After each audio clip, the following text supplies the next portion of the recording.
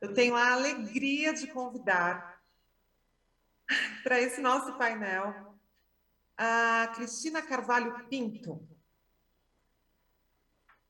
Bem-vinda, Cris! A Cristina Carvalho Pinto é internacionalmente premiada e reconhecida como uma das mentes mais criativas e inovadoras do universo das marcas e da mídia. 2 vezes eleita pela Forbes a mulher mais influente do Brasil no setor de marketing e comunicação. Hoje, ela é sócia da Hulon.com.br, consultoria que atua na implementação do ESG e da cultura à marca. Bem-vinda, Cris! Obrigada, Flávia. Que prazer imenso estar agora no painel. Depois de ter atuado como curadora e contribuindo com a criação do escopo das temáticas. Agora, participando desse painel maravilhoso, com 2 mulheres pelas quais eu tenho uma admiração imensa. E não podia deixar de ser assim, né? Lia Diskin, formada em jornalismo, com especialização em crítica literária pelo Instituto Superior de Periodismo José Hernandez, de Buenos Aires. Cofundadora da Associação Pelas Atenas e coordenadora do Comitê de Cultura de Paz, uma parceria Palas Atenas e Unesco. Lia, boa tarde, bem-vinda! Boa tarde, Regina. Alegria de estar aqui com vocês. Alegria nossa em te receber. Completamos o painel convidando Andréa Fortes, comunicadora, escritora, sócio fundadora da Sarau Filosofia Empresarial. Define-se como uma costureira de relações. Bem-vinda, Andréa! Boa tarde, muito obrigada. Um prazer estar aqui com vocês. Bom, Cris, é com vocês. Maravilhoso. Obrigada, Flávia. Nós vamos falar de um tema que tem tudo a ver com a vida é plural. Tem tudo a ver com diversidade, com acolher o múltiplo da vida, todos os múltiplos. Mas ele tem também a ver com o fato de que é o último painel desse maravilhoso Festival da Diversidade. Por que o último painel é sobre transcender? Muitos caminhos, uma só busca. Para quem está acompanhando a gente desde o primeiro momento do festival, que foi ontem, às 9 da manhã, vocês devem ter notado que houve a abertura por parte do presidente do CIEE, senhor Humberto Casagrande. Houve a palestra de abertura com o grande Roberto Chiniachik, sobre a temática master do festival, A Vida é Plural. E, em seguida, demos início aos 14 temas que mostram que a vida é plural. E qual foi o primeiro tema? Gaia, rainha da diversidade. E qual é este último tema? Transcender. Se vocês acompanharam, vocês devem ter percebido o seguinte: o festival todo foi um grande ritual de assim na terra como no céu. Esse festival inteiro, ele começou mostrando que Gaia, a nossa grande mãe terra, a natureza, é a maior criadora de diversidade no planeta. Ela não para de criar diversidade, são bilhões e bilhões e bilhões e bilhões de espécies, e nós, metidos a besta e predadores, somos apenas uma delas, não é? E depois nós viemos num crescendo, mostrando quais são, imaginando que tenhamos feito naquela mata de Gaia um ritual em homenagem à natureza. E tenhamos escolhido uma clareira, e nessa clareira tenhamos realizado uma fogueira. De quê? Uma fogueira de aromas.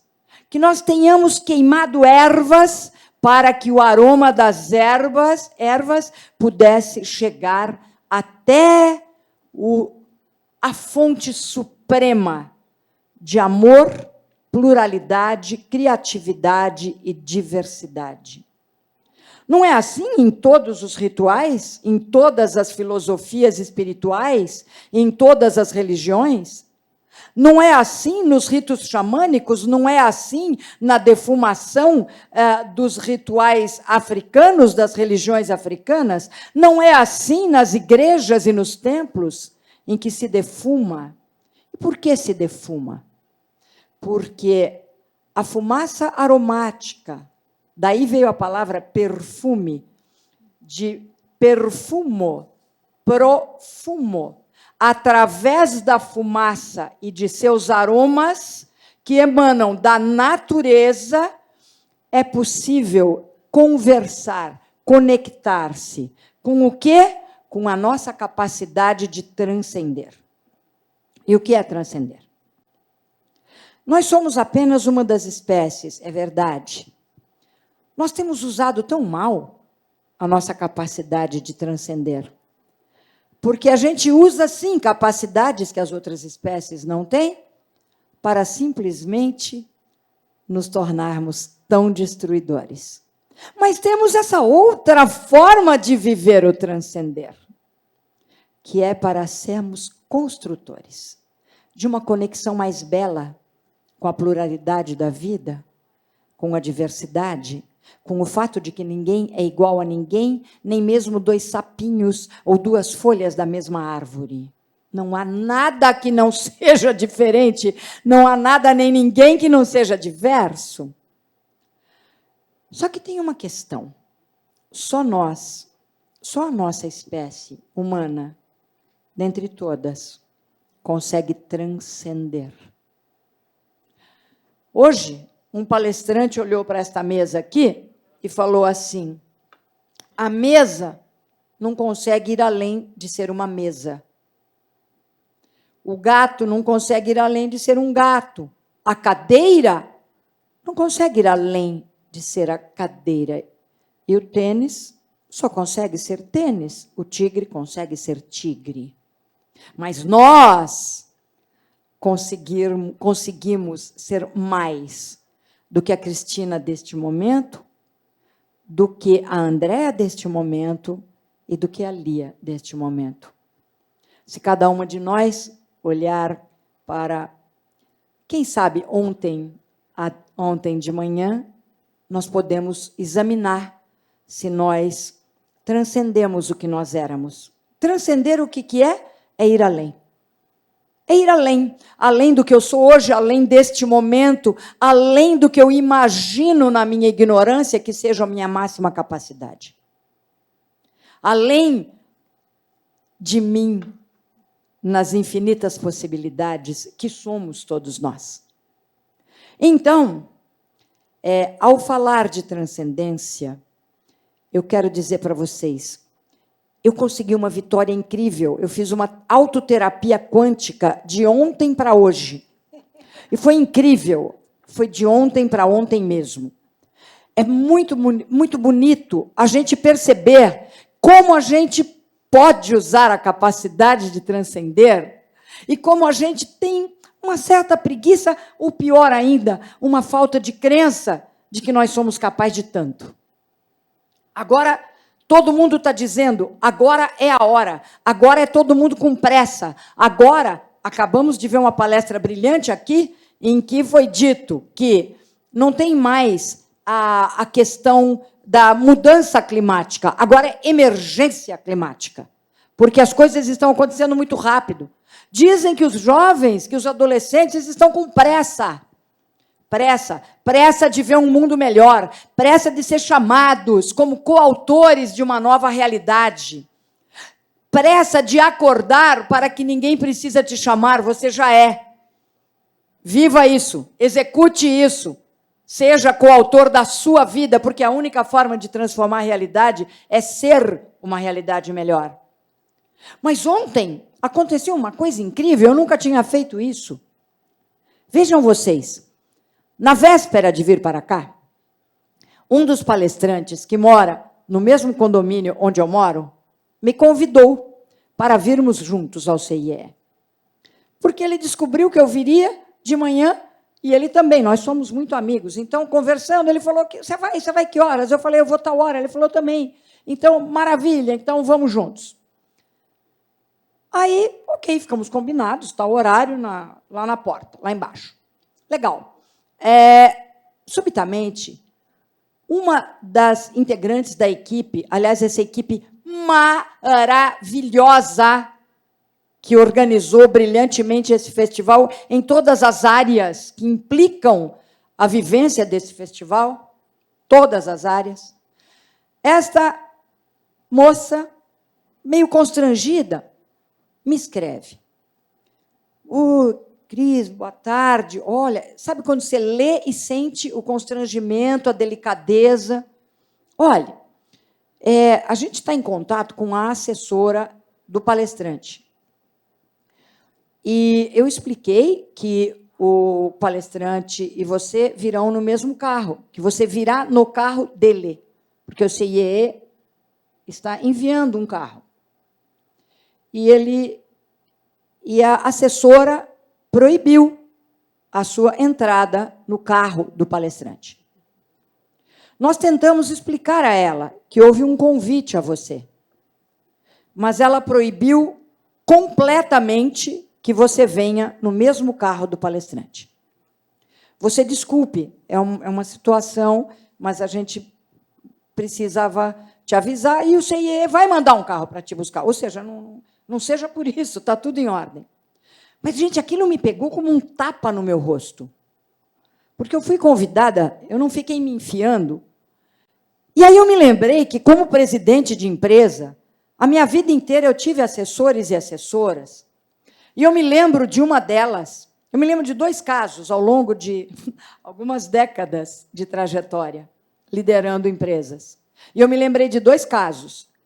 Um deles era assim, eu fui a um coquetel, e lá chegando, um alto executivo de uma empresa me procurou, com uma cara um pouco estranha.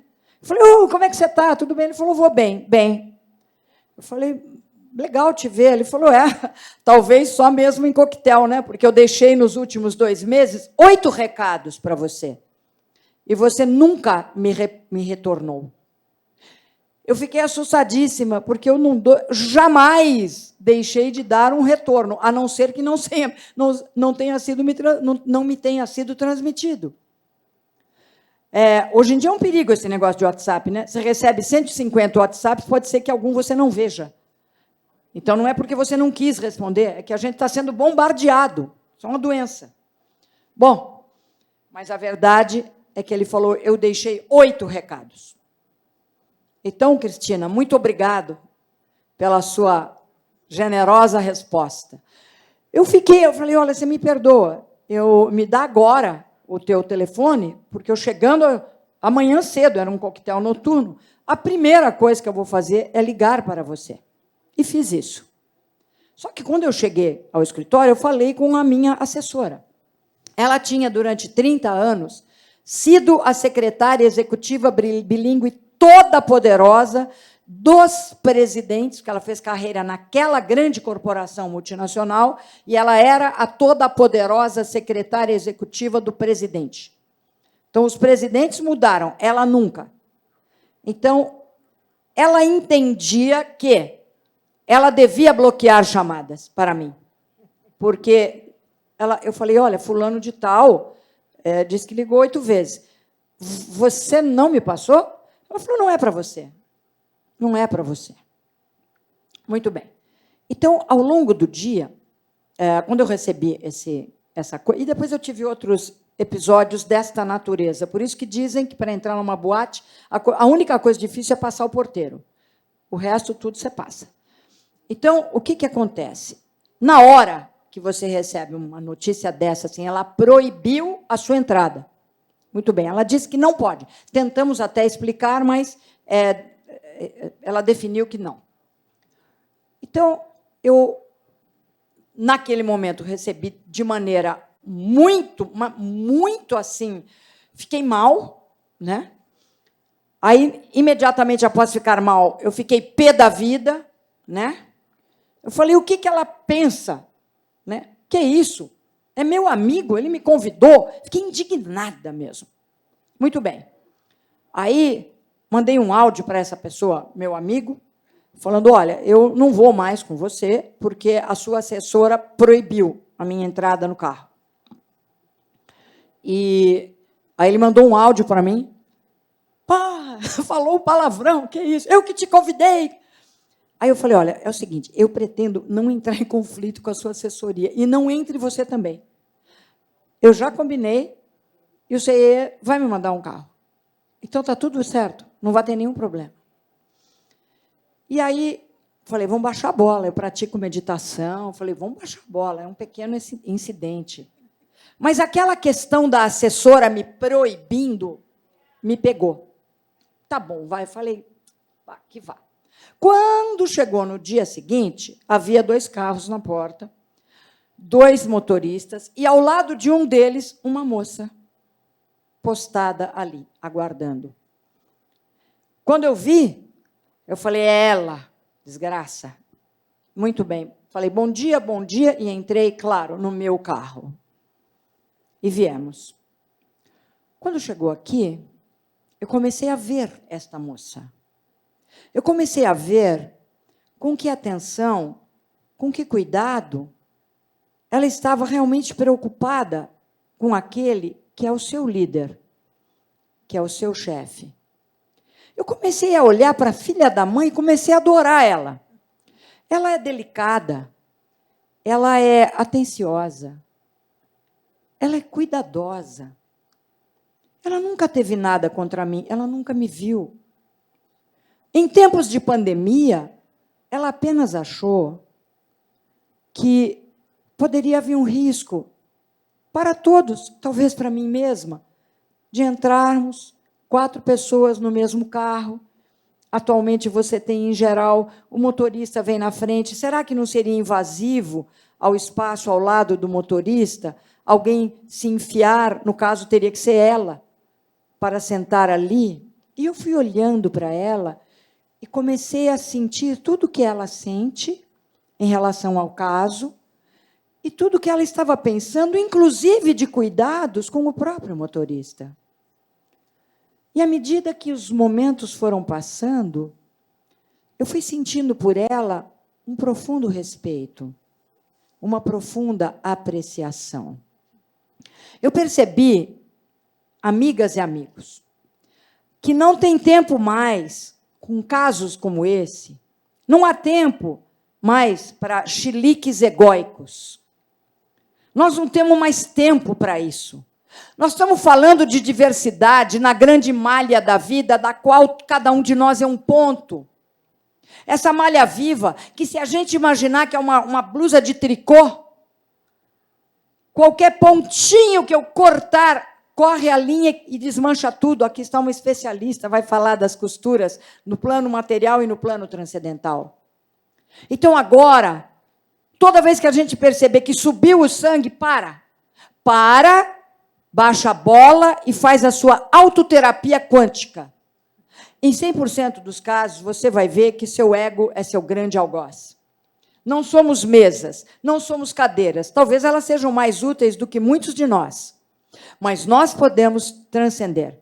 Lia, você que é uma grande mestra. Eu tenho aqui 2 mestras. Uma com uma experiência maior do que a outra. E cada uma trazendo alguma coisa que independe da experiência. Trazendo o espírito de transcender. De ir além, de superar aquilo que pensamos que somos. Como é que o transcender entrou na sua vida? Como é que você começou a perceber que você não só era capaz de transcender, porque você foi muito além, e vai e continua indo, como também, quando você percebeu que, através da tua possibilidade, ela compartilhada, como você compartilha através do Palas Athena, com tantos milhares e dezenas, centenas de milhares de pessoas. Como é que você percebeu que isso era a tua graça, o teu dom? Primeiro, quero agradecer a tua exposição, porque realmente você abriu uma capacidade de percepção nova em uma dinâmica existencial em que temos que ser honestos. O ego é muito presente. E você conseguiu, não é certo, amansar esse ego e perceber a uma criatura que de alguma maneira tinha ofendido, não é certo, tua experiência de ser convidada e superou isso. Isso é percepção. A isso, não é certo, eu chamo percepção. Quando se é capaz de ir além da mera aparição das coisas, da mera, não é certo, formalidade da presença das coisas. Você me pergunta, Cristina, e eu agradeço imensamente, não é certo, o convite que me fez para estar aqui com vocês hoje, para conhecer a Andrea, que não conhecia. E você me fez, não é certo, essa pergunta de quando, de alguma maneira, esse transcender aconteceu em mim. Aconteceu muito jovem. Estava cursando justamente crítica literária e um dos professores que tínhamos, imagina, tínhamos menos de 20 anos, Cristina, e tínhamos professores da altura de Jorge Luis Borges. E Jorge Luis Borges, em uma de suas exposições, estava comentando o que é o que acontece com os paradoxos. E ele contava o paradoxo de Zenón de Eleia, em el que uma lebre tinha, em última instância, que fazer, uma tartaruga tinha, não é certo, que fazer uma corrida com Aquiles. Mas a tartaruga tinha 1 metro de vantagem. E ele foi indo e foi dizendo que nesse metro de vantagem da tartaruga, quando Aquiles fizesse esse metro, ela já teria feito 20 centímetros. E quando Aquiles fizesse 20 centímetros, ela já teria feito 7 centímetros. E aí foi indo. E de pronto fui tomada por um susto. Jorge Luis Borges era cego. E eu fui assaltada pelo pensamento de como este homem que não consegue ver me está fazendo a mim enxergar.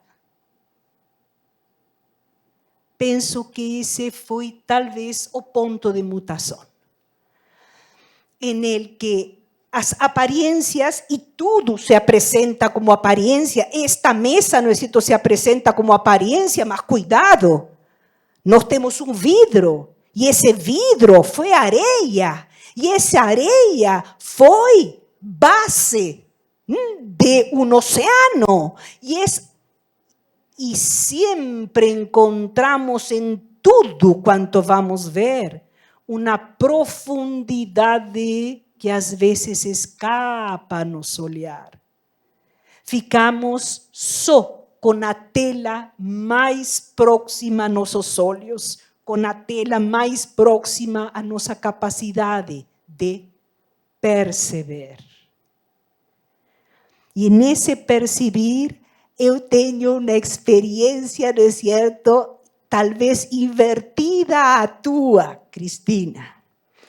Estava entrando com um grupo de colegas na Faculdade de Saúde Pública aqui da USP.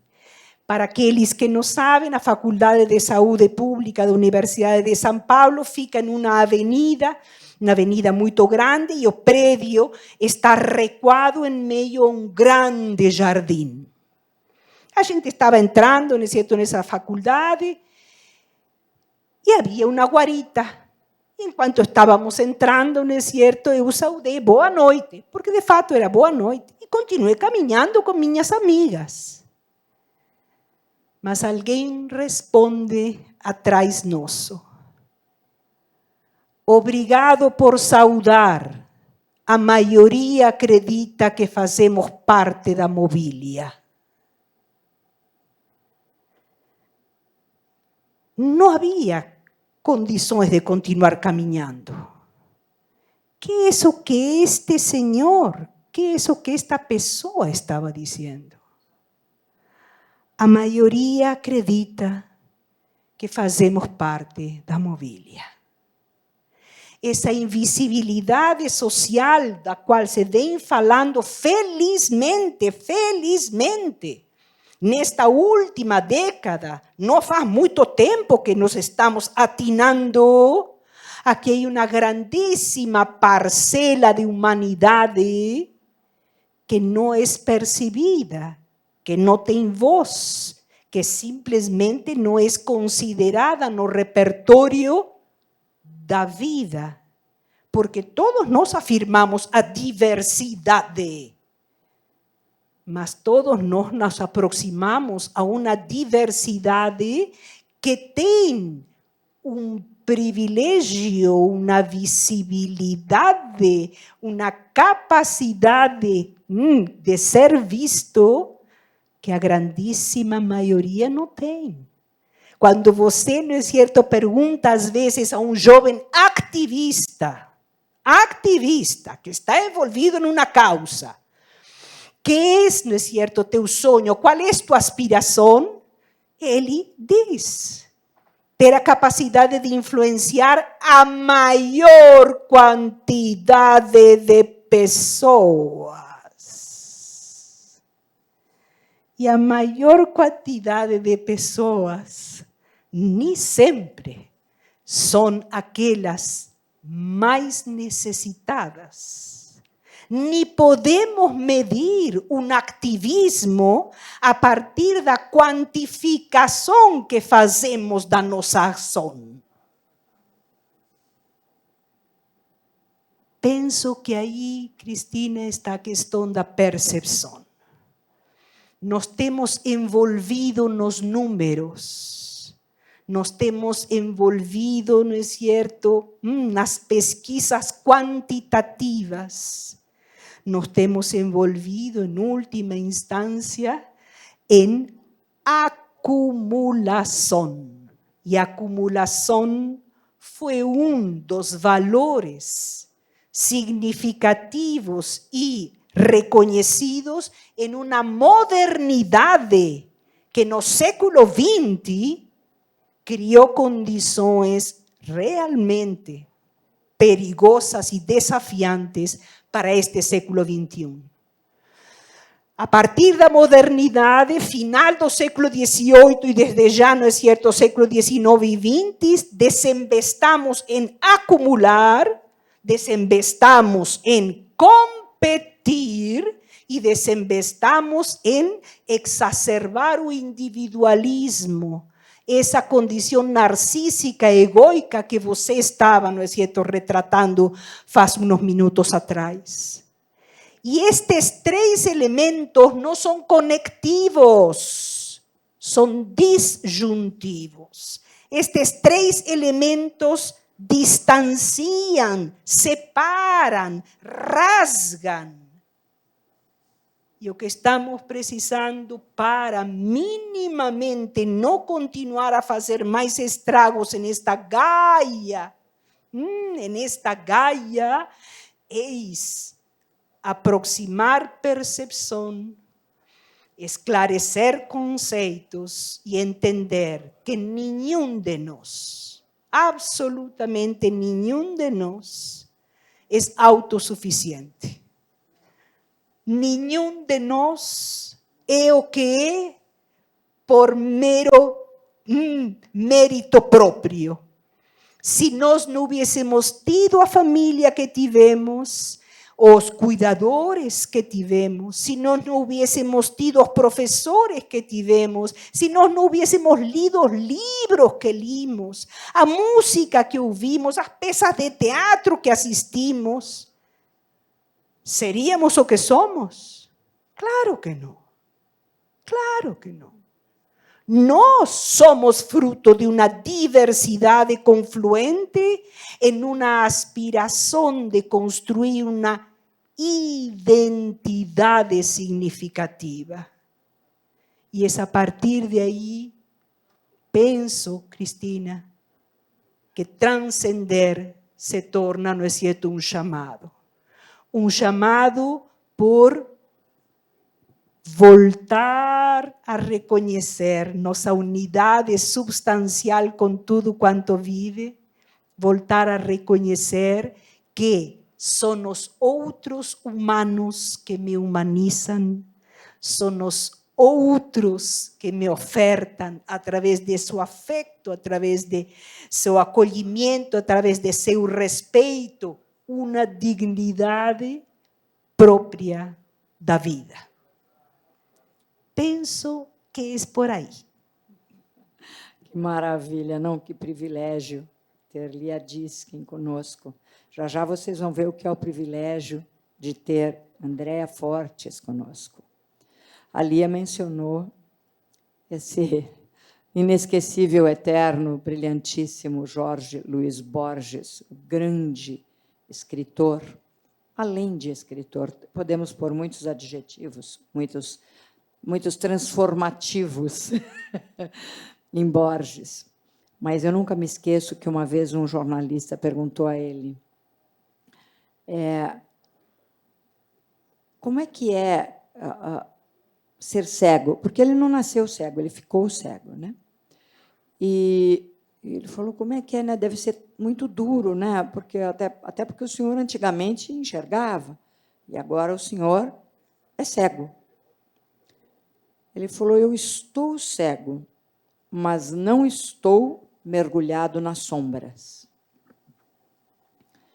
Então, isso que a Lia acabou de colocar, que ela chama de percepção, é a coisa mais importante do mundo.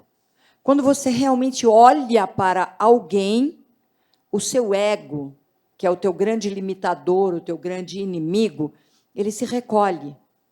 Quando você olha para o outro, e o outro pode ser um ser humano, pode ser o contexto social, pode ser Gaia, pode ser a sua profissão. Quando você olha para o outro, imediatamente o outro passa a ser apreciado, desde que você olhe. Você fala, não, mas o fulano foi o terrível comigo, porque ele fez, aconteceu, me destruiu, e dadadá, e coisa, e ainda por cima fui mandado embora injustamente. Aí você vai olhar para esse tal. Se você olhar de verdade, e se você enxergar nele a sua essência, que é sempre a mesma, a sua, a dele, a dela e a de todos nós, como disse ontem brilhantemente Ken O'Donnell, na palestra de encerramento da sexta-feira, no momento em que você olha, mas olha de verdade, não o seu ego buscando problemas no outro.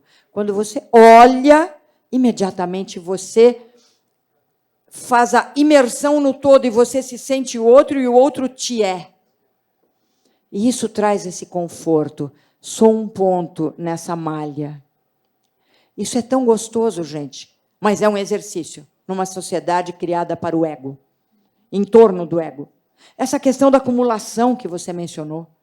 Eu estava me lembrando, eu era adolescente, a minha irmã e eu compartilhávamos um mesmo armário, e era um armário de 2 portinhas. Numa portinha ficava tudo que era meu, na outra portinha ficava tudo que a Regina Célia precisava. Lá tinha uniforme de escola, sapato de escola, um sapatinho para ir à festa ou a um cineminha, tinha uma blusa de frio, de ir à escola, tinha uma blusa de frio, talvez, para uma festa, um dia de... né, eu quero aparecer melhor. Tinha um vestido de festa que a minha mãe mesma costurou. E eu sei dizer que era assim, cabia tudo ali, estava tudo arrumadinho, e jamais faltou nada. Você fala, mas não tinha shopping. Não tinha esse negócio de vai para shopping, aí você olha e começa a achar que você precisa de tudo. Né? Se eu tiver que entrar no shopping, jamais levo cartão de crédito, talão de cheque, dinheiro. Porque, claro, porque é uma sedução, claro. Entendeu? Então, você começa a olhar e falar, eu preciso tanto daquele vestido. Ué, mas eu saí de casa, não precisava. Não é? Então, de repente, a gente perdeu a noção daquilo que é o justo, o necessário, aquilo que é o que traz, como você disse, a minha dignidade para que eu me apresente, e aquilo que é só acumular, acumular, acumular, acumular. É falsa a noção de que nós precisamos acumular, acumular, acumular, acumular para que a economia rode. Isso não é assunto para transcender, mas nós temos que transcender também essa noção completamente perigosa e errônea. Andréia, eu me apaixonei também por você, não só pela Lia e não só por aquela linda menina assessora, tão lindinha, já faz parte do conteúdo do meu afeto. Mas eu me apaixonei por você quando eu te conheci, até num evento seu, da Sarau, que era um convite para fazer algumas costuras. Eu achei tão interessante, costuras. Eu falei, eu vou lá. Eu lembro que até a Beth Pfeffer estava também nessa noite. E aí eu fiquei assim, falei, essa moça, ela é pura magia. Ela faz o tecido delicado das relações. Ela faz com que, se tiver um carrapicho, sabe como é que é carrapicho, que gruda na meia quando você anda no mato? Se tiver um carrapicho ali na linha, ela tira o carrapicho. Ela vai passando a linha, tal, e eu saí dali maravilhada. E depois eu tive a honra de receber a Andréia e fui presenteada com o livro Costuras. E eu descobri, como a Lia bem apontou, que existem os ambientes que nos tornam o que nos tornamos, mas ninguém nos torna o que nos tornamos se não for nós mesmos. Nós nos tornamos o que nos tornamos. Nos ambientes mais adversos surgem as grandes almas. Nos ambientes mais acariciantes de qualidade de vida, grana, padrão, escola, nasce também, muitas vezes, a maior perversidade. Mas, às vezes, um ambiente é o desafio positivo. E eu descobri que a nossa costureira de relações tinha a mãe costureira. Como é que era isso? Como é que foi que você descobriu que da costura que sai de uma máquina pode sair a costura que brota no coração e que veste a nudez de tantas almas que se sentem tão despidas de harmonia? Nossa, eu vou rever isso quando eu estiver deprimida, para eu lembrar. Primeiro, eu quero agradecer muito por estar aqui. Eu vou falar olhando para as meninas, porque eu acho mais fácil, porque senão, tem uma equipe linda aqui, mas tem muita luz. É muito estranho a gente falar para pouca gente, assim, sabendo que vocês estão em casa, mas é uma honra também saber que a gente faz isso híbrido. Quero agradecer o cuidado do CIE, vocês cuidaram de mim o tempo todo, há meses, mesmo quando eu não sabia se eu poderia vir. Até eu sentar aqui, o batom está borrado, porque eu não sei usar batom de máscara. Então, como que surgiu a metáfora das costuras, né, Cristina? E como eu uso a metáfora na minha vida? A raiz está aqui, ó. Eu trouxe um amuleto, mostrei para a Lia antes. As minhas costuras surgiram dos livros. Esse livro foi do meu pai. Meu pai faria 100 anos no ano que vem. Então, a minha vida sempre foi diversa e eu não me dava conta disso. Sou filha do meio de uma família tradicional, mas que nunca foi tradicional. Meu pai é um cara mais velho. A gente sempre foi diferente. No interior do Rio Grande do Sul, a minha família chegou no Rio Grande do Sul em 1700, com 6 Marias. Então, desbravadores, corajosos, que atravessaram o oceano para recomeçar num novo mundo. Então, eu sempre digo para minha filha que no Brasil todos somos refugiados e que essa palavra não existe aqui, porque o Brasil é uma grande pátria mãe gentil que dá colo para todo mundo.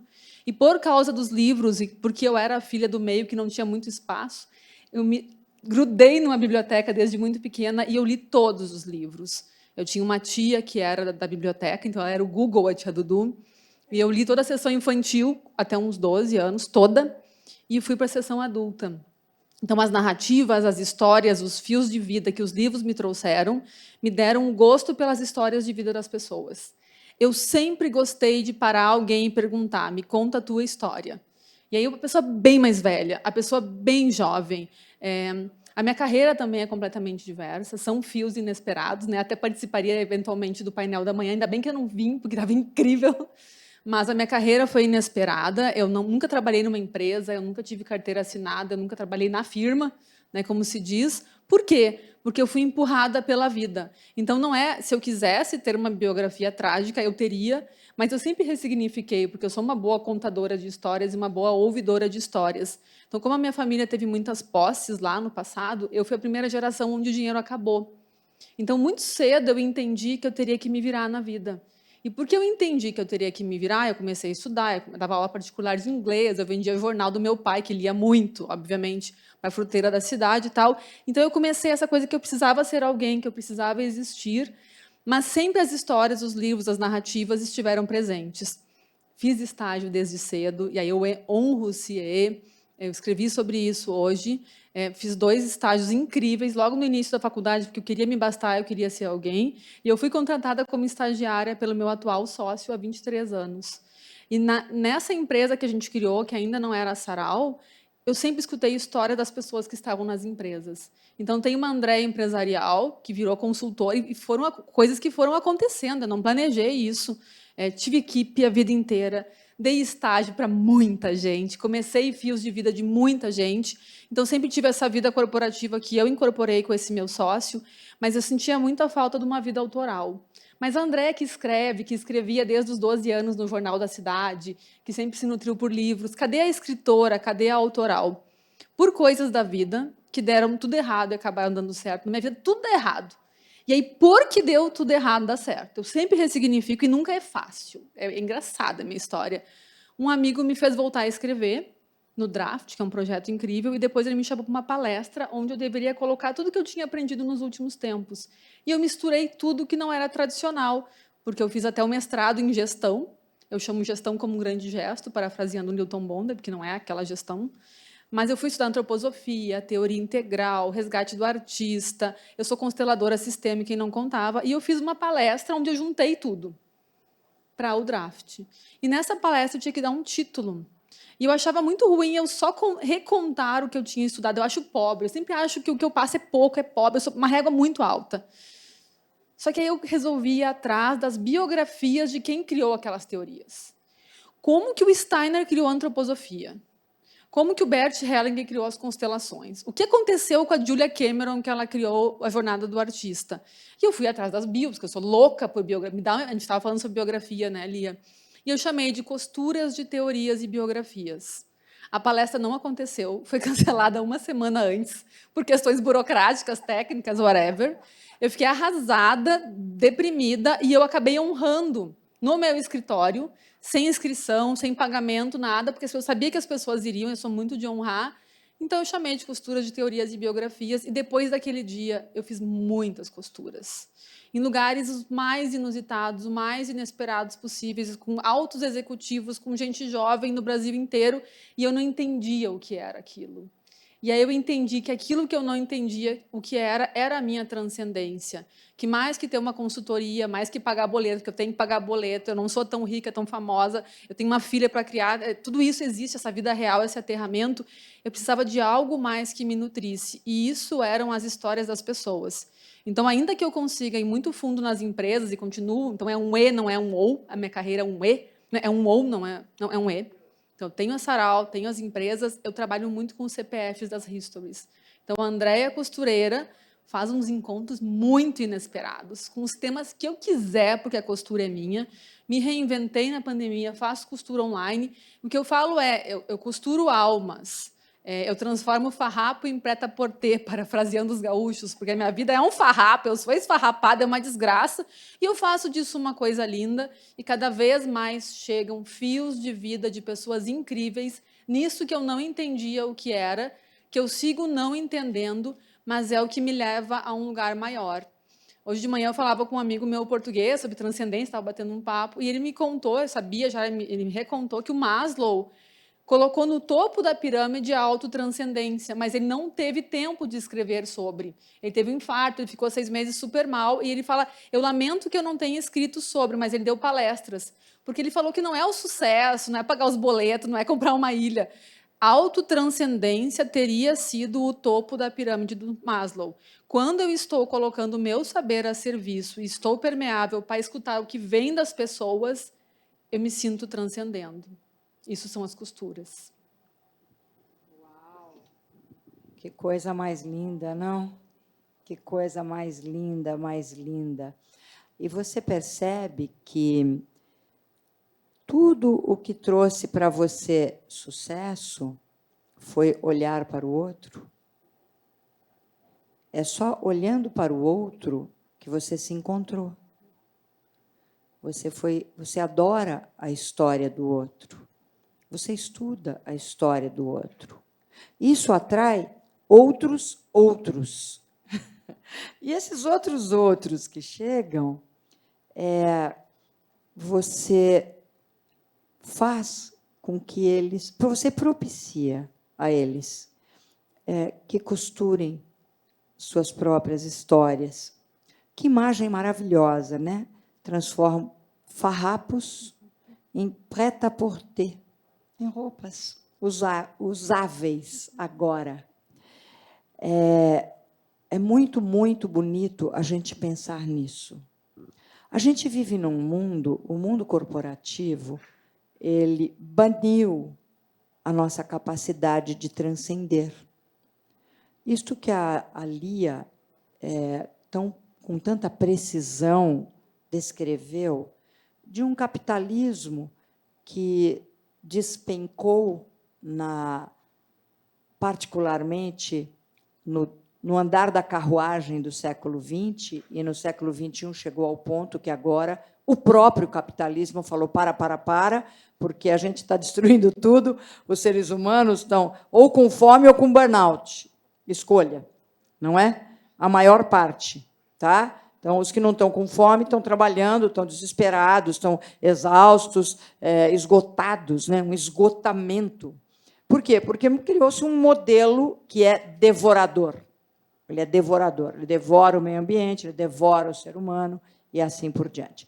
Então, quando chega nesse ponto, aí todo mundo fala assim, agora tem que parar. Por quê? Porque está na hora de fazer a costura, de construir um novo tecido, uma nova roupagem para a condição do planeta, das espécies todas, e até mesmo nossa, do ser humano. Eu estava conversando com uma pessoa muito rica, muito rica, e essa pessoa me falou o seguinte: sabe por que o capitalismo agora resolveu parar essa loucura toda? Por que agora o próprio sistema financeiro está falando, implanta a tal sigla que já existe desde a década de 60, enquanto sustentabilidade, depois de 2004, 2005, como ESG, E de Environment, ambiente. Tem muita gente que já fala corretamente em português, ASG, a governança, que é o G, voltada ao meio ambiente e ao social. Por que agora virou todo mundo falando sobre isso? Falou, porque agora nós, ricos, percebemos, e os donos do dinheiro, tão concentrado hoje no planeta, nós percebemos que não é gostoso, depois que a gente acabar de destruir tudo e todos, morar enfiado debaixo da terra, num bunker, que é um porão que acontece já, tem muitos prontos no deserto, nos Estados Unidos. Será que a gente quer passar o resto da vida lá tomando sopa em lata e ilustrando aquele monte de metralhadoras que já estão lá nos bunkers, caso alguém invada o bunker? Será que é isso? Será que nós vamos ser felizes morando lá, sem jamais pôr a cara para olhar o sol, que é a grande expressão aqui perante nós da divindade, ou a lua, o feminino, quando nos olha em seu mistério, a divindade em seu mistério. Então, é por causa disso, é por causa que quando você destrói alguém, você está se destruindo. Quando você critica alguém, você está se criticando. E quando você transcende, você consegue olhar um pouco de cima, primeiro de tudo para você mesmo. E você percebe que, ao olhar um pouco de cima para você mesmo, se fala, não estou gostando muito, não. Então, aí você retorna, olha para o outro, se vendo ali, e, ao se transformar, você percebe que o outro se transforma. Parece poesia, Não é não. Tem nada de poesia. É a única saída. É a saída. Para nós, enquanto indivíduos, para a humanidade e para toda a vida no planeta. Transcender, no mundo corporativo, acabou ficando estranho, porque para transcender eu tenho que apreciar. Para apreciar, eu preciso gostar, eu preciso amar, eu preciso ceder, eu preciso ser gentil com os horrores meus que se refletem no outro. Eu preciso aprender a me perdoar, ou não perdoarei jamais. Eu preciso, para transcender, eu preciso ter a coragem de falar, eu te amo. Preciso ter a coragem de falar, eu creio em Deus. Qualquer que seja o seu Deus. O meu grande rei é Jesus Cristo. O Osho, essa figura tão controversa, né? Tem muitos indianos que escreveram sobre Jesus Cristo, não só os cristãos. E o Osho, essa figura muitíssimo controversa, ele teve momentos de grande insight. E ele escreveu um livro lindo sobre Jesus Cristo, que se chama Palavras de Fogo, Reflexões sobre Jesus de Nazaré. E ele diz o seguinte, que na Índia, o grande avatar, né, Krishna, ele é indiano, né, como a gente sabe, o Osho. Ele diz assim, Krishna, eu não consigo chegar nele, porque ele é distante, ele é o êxtase. Ele é o grande êxtase da perfeição. E eu, aqui, na minha condição humana, eu não consigo. Buda é a iluminação. Buda, Nossa Senhora. Eu fiz um curso de Zen Budismo no Palas Atena. Que maravilhoso, né? Mas Buda, eu não consigo atingi-lo. E Jesus? Então, diz o Osho, esse indiano, ele diz, Jesus é a ponte. Ele é tão humano, tão humano, mas quando ele recebe a energia divina, aos 30 anos, Shazam, porque naquele momento aquela estrutura física recebeu uma energia completamente descomunal para nós humanos, aí então Deus estava encarnado. Só que ele ficou 30 anos como ponte. Então, tudo que ele dizia era linguagem para quem não entende, para quem pode andar por essa ponte dentro da nossa ignorância. Então, por que será que as pessoas têm vergonha de falar assim? Eu acredito em Deus. Parece que você é tonto. No mundo materialista, isso não é científico. Gente, eu gravei 18 horas de diálogo com o grande físico quântico Amit Goswami. A ciência e a espiritualidade se encontram no mesmíssimo ponto. No mesmíssimo ponto. É na nossa capacidade de transcender. É na nossa capacidade de, com um simples olhar, transformar o outro. Você olha para o outro com amor, ele se sente iluminado. Você olha com raiva, ele se sente destruído. Você muda o outro com um simples olhar. Então, nós precisamos aprender que, ao olhar para o outro com amor, esse olhar bate no outro e nos transforma. Já somos dois. Ao olhar para todos vocês com muito amor, aqui não tem um trio de tontas que não sabem o que é a ciência e a dureza da vida. Nenhuma de nós aqui deixou de passar por todas as agruras. A história de cada um é mistério. Então, percamos a vergonha materialista de falar, eu amo, eu estou buscando aprender. Eu ontem me vi no auge do meu ego, briguei comigo e transcendi, e consegui em poucas horas. Não dá mais tempo de passar uma vida nesse blá, blá, blá. É rápido. É quântico, é agora. Lia, para você, as palavras finais, em seguida para a Andréia.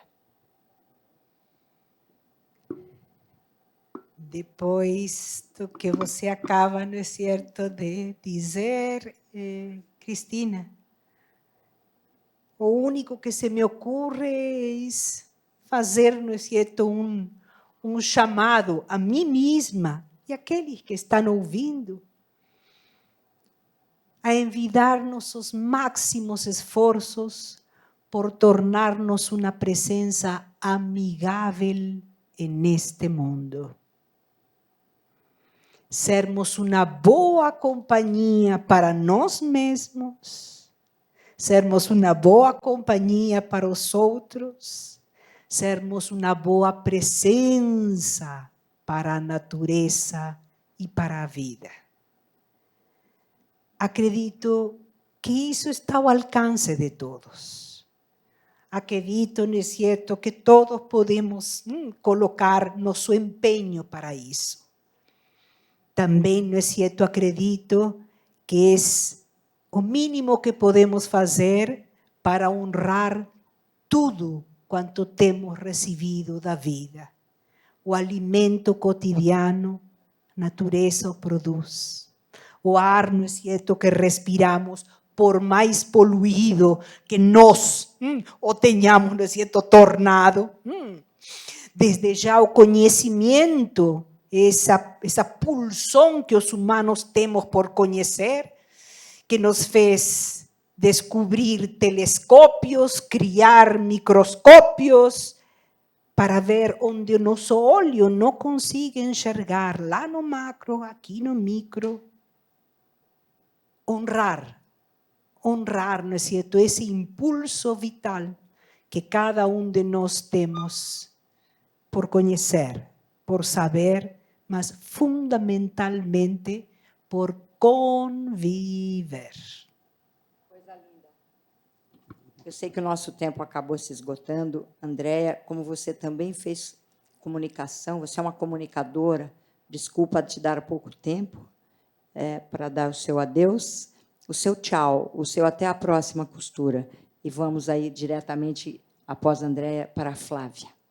Só vou deixar uma frase, eu acho, agradeço a vocês, sei que o tempo está esgotado. Eu acho que a gente está no momento de misturar pragmatismo com ciências holísticas. Então, sim, a teoria, é o livro, que é necessário, mas também é a vida real, é a cancha, é a pista, é a arena. De novo, é e, não é ou. O livro não abre mão da vivência, a vivência não abre mão da teoria, e quando a gente junta, a gente integra, e isso é diverso. De novo, muito obrigada, estou muito honrada de estar aqui. Obrigada. Que maravilha. Flávia, querida, que delícia chegarmos juntos, todos, ao final desse festival. Que coisa maravilhosa, não?